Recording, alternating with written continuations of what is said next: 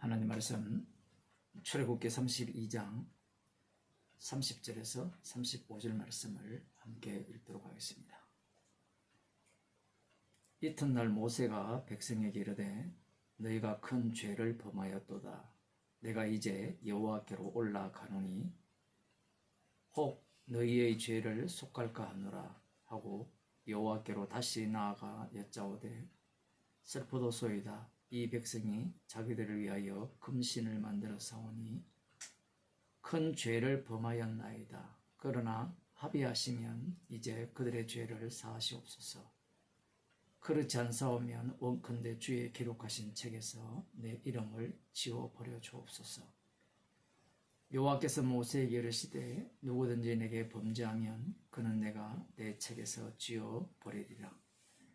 이제 가서 내가 네게 말한 곳으로 백성을 인도하라. 내 사자가 네 앞서 가리라. 그러나 내가 보응할 날에는 그들의 죄를 보응하리라. 여호와께서 백성을 치시니 이는 그들이 아론이 만든 바 그 송아지를 만들었음이었더라. 아멘. 말씀이 굉장히 복잡합니다. 무엇이 복잡하냐라고 할 때는 우리 인간들은 나의 구원론 중심이죠. 구원은 우리의 죄를 용서하시고 사심으로 받는다, 이렇게 배워왔고요.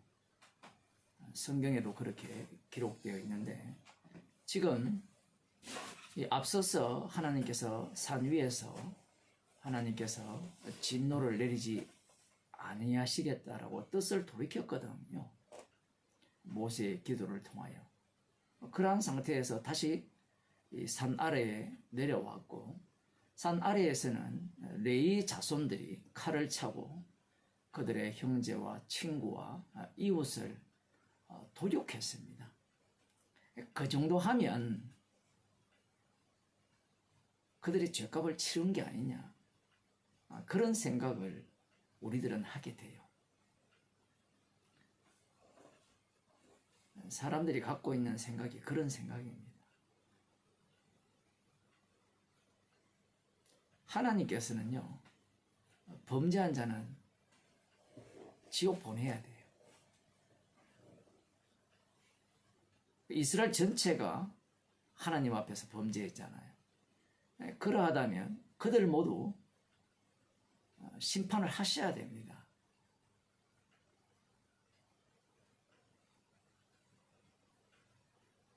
모세가 이튿날 백성에게 이렇게 말합니다. 너희가 큰 죄를 범하였도다.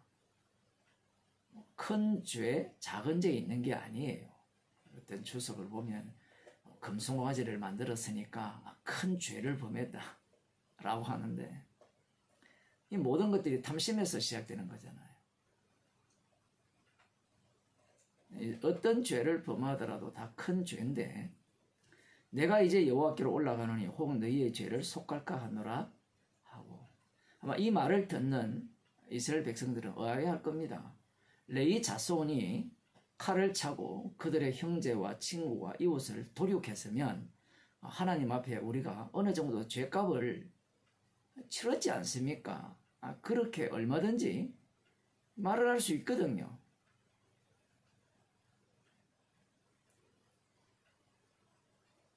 십자가로 죄 용서 받았으니까 이제 나 끝이야. 나 이제 구원 받았어. 죄 없어. 그런 식이라는 겁니다.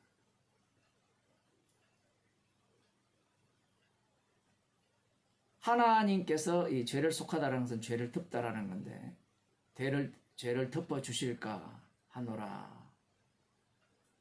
킹제임스 버전 그쪽에는 내가 너희를 위하여 속죄물이 되겠다, 이런 비슷한 이야기를 하는데, 그건 좀 너무 많이 나갔고요. 어쨌든 그런 기능을 하는데, 여호와께 다시 나아가 여짜오되 슬프도소이다. 이 백성이 자기들을 위하여 금신을 만들어 사오니 큰 죄를 범하였나이다. 죄를 범했으니까 모세는 알고 있어요. 죄를 범한 자는 다 죽어야 된다는 사실을. 죽어야 된다라고 하니까 좀 수준 낮게 보는데요, 생명책에서 이름을 지워야 된다는 사실을 알고 있어요. 좀 이렇게 해야 사람들이 주의를 기울여요. 우리는 이방인이기 때문에 생명책에서 이름을 지운다라는 것이 아무런 의미가 없잖아요. 그러나 이스라엘 백성은 달라요. 이미 출애굽 6월절 어린 양의 피로 출애굽한 이스라엘 백성들은 이미 이 생명책에 이름이 다 기록되었습니다. 기록된 이름이 하나님의 아들이에요. 이스라엘입니다. 모세는 하나님 앞에 범죄한 자들은 그 이름을 지운다는 사실을 알고 있어요. 그래서 하나님 큰 죄를 범했습니다. 하나님의 뜻은 이름을 지우시는 거죠. 그러면 우리 같으면 하나님 지우세요. 저 죄를 범했으니까 지옥 보냈어요. 우리 마음은 꼭 그런 마음이에요. 그런데 모세는 그렇게 말하지 않습니다. 자신의 이름으로 된 큰 민족을, 큰 나라를 세우기를 원치 않았고요. 그래서 여기에 보면 이렇게 말하죠. 큰 죄를 범하였나이다. 그러나 합의하시면 이제 그들의 죄를 사하시옵소서. 그렇지 안 사오면 원컨대 주의 기록하신 책에서 내 이름을 지어 부려주옵소서. 마치 여호와 하나님을 협박하는 것처럼 얘기를 하고 있는데, 모세는 그림자잖아요. 예수 그리스도를 증거하는 기능을 하고 있는데, 지금 모세가 합의하시면 그들의 죄를 사해달라고 합니다. 그냥 죄 사는 법은 없어요. 하나님께서 죄 용서하는 방법은 반드시 피를 흘려야 됩니다. 그래서 이 자리에 모세가 자기의 이름을 지워달라고 하면서 기도를 하죠. 주의 기록하신 책에서 내 이름을 지워버려 주옵소서. 여기 보면 그렇지 않으시다면 이렇게 표현을 썼지만, 자기 자신을, 범죄하지 아니한 자기 자신을 범죄한 이스라엘 백성과 동일시하고 있다는 겁니다. 참 이게 놀라운 일이에요. 나는 나쁜 짓 안 했는데 나 나쁜 짓 했어요 라고 한다는 것, 그 정도는 할 수 있죠. 그런데 여기에서 모세가 하는 말은요, 나쁜 짓 하지도 않았는데 했어요라는 말은요, 그냥 죽는 문제가 아니에요.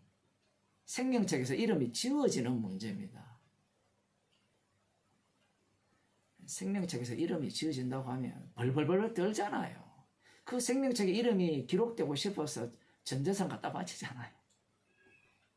천국 위에 백궁에 거기에 살려고 1억씩 갖다 바치고, 그게 뭐 허경영만 이야기하는 겁니까?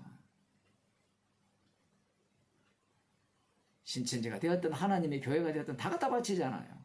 자기 이름이 생명책에 기록되기 위해서. 이것만 봐도 그들의 모습은 지옥 갈 자들의 표본이에요. 모세는 천국 갔잖아요. 모세가 지금 하는 말이, 그렇지 아니하시면 주의 기록하신 책에서 내 이름을 지워버려 주옵소서. 자, 이 얘기를 하면 하나님께서는 생명책에 기록된 이름을 지울까요? 안 지울까요? 이 질문부터 나오죠. 그러면 이 모세는 생명책에서 이름을 안 지울 걸 알기 때문에 그걸 알고 이름을 지워달라고 이렇게 얘기를 한 거예요. 자기가 마치 중보자 행세하려고 그렇게 말을 한 거예요. 그런 게 아닙니다. 하나님은 생명책에서 이름을 얼마든지 지울 수 있어요. 이렇게 하면 저를 뭐 이단이라고 그럴 거고 그럴 건데, 조금 더 보겠습니다. 왜 이름을 하나님께서 지우시는가? 여기 보면 여호와께서 모세에게 이르시되 누구든지 내게 범죄하면 그는 내가 내 책에서 지워버리리라. 누가 되었든지 범죄하면 하나님께서는 자신의 그 생명책에서 이름을 지우신다는 거예요. 그러면 모세가 이름을 지워달라고 했을 때 모세는 범죄하지 않았죠. 그죠? 그러면 모세는 생명책에서 이름이 지워지지 않는 겁니다. 그러면 그가 안 지울 걸 아니까 지우겠다. 아니에요. 예수님께서는 하나님께로부터 버림을 받아요. 지옥을 가시는 거예요. 모세는 그림자잖아요. 아직까지 분명한 것은 알지 못하는 상황입니다. 그러나 하나님께서 분명히 말씀하시죠. 누구든지 내게 범죄하면 내가 내 책에서, 하나님의 소유된 생명책에서 그 이름을 지우겠다는 거예요. 이 구약이죠. 구약에서 이름을 지우는 방식이 뭐냐? 간단합니다. 3,000명이 죽었죠. 그게 이름을 지우는 방식이에요. 달리 표현하면 생명책이 어디 있느냐라고 하면 우리는 저기 있죠. 이래 들어가잖아요. 하나님 쪽에 있죠. 이렇게 들어가는데 지금 생명책에 이름이 기록된 자들이 이 땅에 시내산 아래에 다 있는 거예요. 6월절 어린 양의 피로 구원을 받은 자들이 생명책에 기록된 자들이에요. 그 이름이 기록된 자들을, 하나님께서 범죄한 자들을 지워버리는 그러한 일을 하시는 겁니다. 시편에도 똑같이 나오죠. 저들을 하나님의 생명책에서 지워주옵소서. 이런 설교를 들으면 충격적이잖아요. 나 예수 믿고 구원 얻었는데, 이미 천국 갔는데, 분명히 로마서에 보면 미리 하신 자를 부르시고 부르신 자를 어렵다 하시고 어렵다 하신 자를 영화롭게 하셨잖아요. 거기에 누가 들어갑니까? 나. 십자가에 못 박히신 주님을 증거하기 위한 말씀인데 이 악마 같은 인간들은 그 자리에, 말씀의 자리에 자기를 집어넣는 거예요.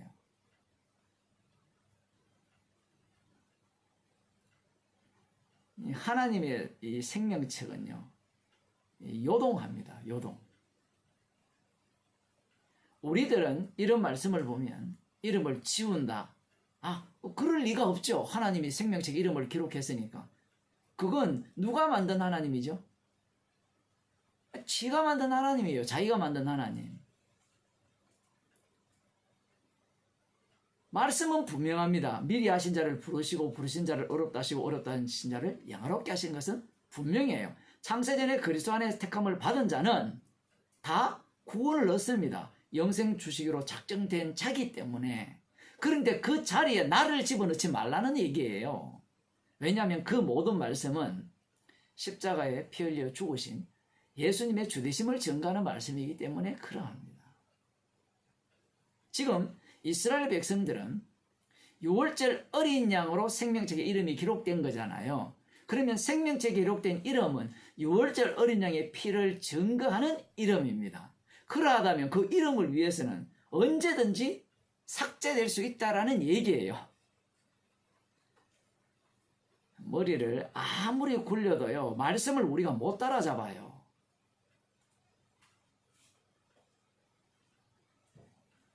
놀라운 것은 하나님께서 어떻게 하시는가? 내가 보응할 날에는 그들의 죄를 보응하리라. 반드시 보응하게 되어 있어요. 반드시 죄에 대해서는 죄값을 하나님께서 물으세요. 그래서 뒤에 보면 하나님께서 그들을 치셨죠. 전염병을 내리셨다는 이런 의미인데, 그 이유가 범죄한 자는 반드시 하나님께서 심판을 하시기 때문에 자신의 생명책에서, 기록한 책에서 이름을 지우시기 때문에 이걸 그림자로 미리 보여주는 겁니다. 그런데 구약에서는 죽여버리든가 이 하나님께서 질병을 내리시는 방식으로 보여주는데, 이게 신약에 오게 되면 완전히 달라져요. 요한복음 6장을 한번 보겠습니다. 요한복음 6장 66절부터 보면, 이름으로 제자 중에 많이 물러가고 다시 그와 함께 다니지 아니하더라. 예수님께서 앞서서 내 아버지께서 오게 하여 주시지 아니하면 누구든지 내게 올 수 없다 하였노라, 이렇게 말씀을 하셨거든요. 많은 사람들이 예수님을 따랐고, 그리고 많은 사람들이 예수님의 제자가 되었어요. 예수님의 제자가 되었다는 것은요, 이 구약적으로 보면 이 출애굽한 거예요. 표현을 하면 우리는 사복음서를 너무 만만하게 보는데, 예수님을 믿는 자들이잖아요. 제자가 되었잖아요. 근데 예수님께서 이러한 말씀을 하시니까, 내 살과 내 피를 먹고 마시지 않으면 영생이 없다, 이런 말씀을 쭉 하시니까 너무 어렵다. 그러면서 제자 중에 많이 물러갔어요.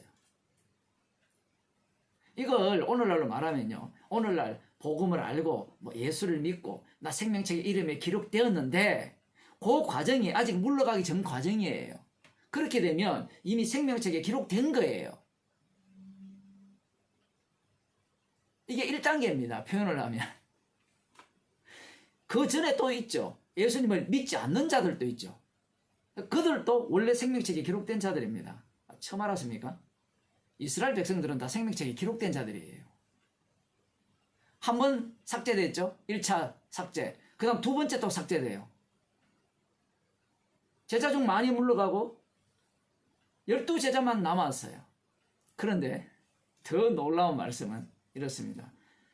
예수께서 12제자에게 이르시되 너희도 가려느냐 이렇게 질문을 했어요. 질문을 하시니까 시몬 베드로가 대답하여 가로되 주여 영생의 말씀이 여기 계시네. 우리가 니게로 가오리까. 영생의 말씀이 여기 계시다라는 말은 생명책이 지금 여기에 놓여 있는 거예요. 생명책이 저기 따로 있는 게 아니고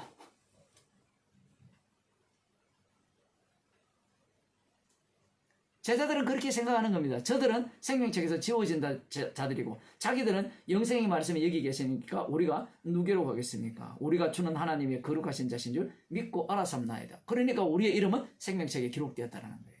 이런 신앙 고백을 갖고 자기가 생명책에 기록됐다라고 주장하는 사람이 한둘이가 아니잖아요. 개혁주의 교회가 다 신앙 고백하면서 구원받았다라고 주장을 하잖아요. 개혁주의만 그래요? 교회라고 표방하는 모든 교회가 자기 교회가 주장하는 교리를 믿으면 다 생명책에 기록됐다라고 주장하잖아요. 그게 자신의 선택이잖아요. 지금 예수님의 선택을 몰라요. 이들은. 우리도 몰라요. 모르는데 자꾸 안다라고 하잖아요. 우리들은. 왜? 성경을 읽고 배웠으니까 자기는 아는 자리에 들어갔다라고 생각한단 말입니다. 그러니까 심판주 주님이 따로 계시는데 자기가 심판주가 되는 겁니다. 좀 더 봅시다. 예수님이 이렇게 말씀하시죠. 재밌는 것은 이거죠. 제자들이 우리가 주는 하나님이 거룩하신 줄 믿고 알았다고 하죠. 믿고 알았다. 확실하다는 겁니다. 요 신앙은 다 가짜예요. 그래도 11명은 구원받지 않습니까? 뭘 11명이 믿고 알아서 구원받았어요? 주님의 피를 위해 구원시켜 주신 거죠. 그래서 이렇게 말씀합니다. 예수께서 대답하시되 내가 너희 12를 택하지 아니하였느냐. 그러나 너희 중에 한 사람은 마귀니라 하시니라. 이 말씀은 가롯 시몬의 아들 유다를 가리키십니다. 저는 12줄 중에 하나로 예수를 팔자이르라. 요게 지금 이 땅에 드러나는 생명책의 모습이에요. 오늘날 교회의 모습이죠. 그러면 12 중에 하나가 누구냐라고 하면 아무도 몰라요. 왜냐하면 생명책의 위력은 삭제하는 방식으로 일을 하시기 때문에 그렇습니다. 그러면 목사님 그 불확실성을 믿고 어떻게 예수 믿습니까? 보세요. 뭐 이렇게 말하면 또 불확실성을 이야기하잖아요. 뭐가 불확실합니까? 십자가가 불확실해요? 언약이 불확실합니까?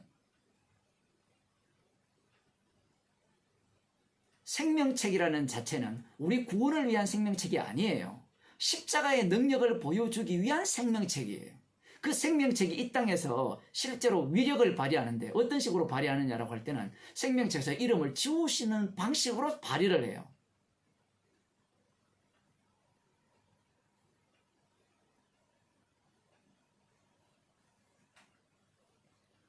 로마서 9장에 보면 사도 바울이 어떻게 기도합니까?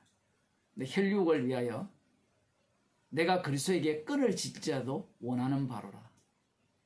모세가 기도한 내용과 거의 흡사한 기도를 합니다.